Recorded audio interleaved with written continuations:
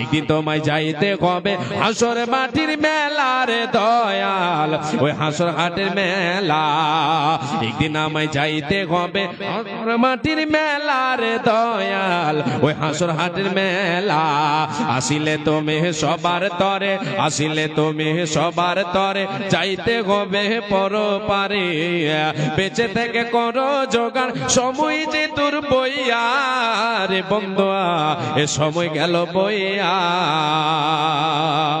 সময় গেল বইয়া। আসিলে তুমি সবার তরে, যাইতে হবে অন্ধকারে। আজাইলে সে ধরবে কষে, জানটি কবুজ করিয়া রে বন্ধুয়া, এ জানটি কবুজ করিয়া।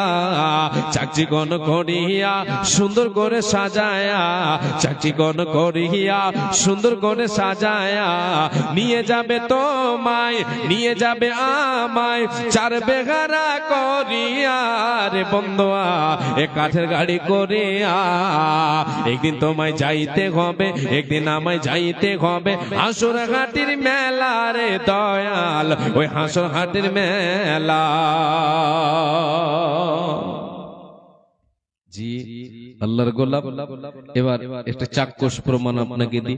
আল্লাহ নবী সাল্লাল্লাহু আলাইহি ওয়াসাল্লাম বলেছেন, যদি কেউ মুরতাদ হয়, সেই ইসলাম ধর্মকে ত্যাগ করে দিয়ে যদি আবার যে ধর্মে ছিল সে ধর্মে চলে যায় আর ইসলামের বিরোধিতা করে, তার জন্য তার খুনকে মুসলমানের জন্য হালাল করা হয়েছে।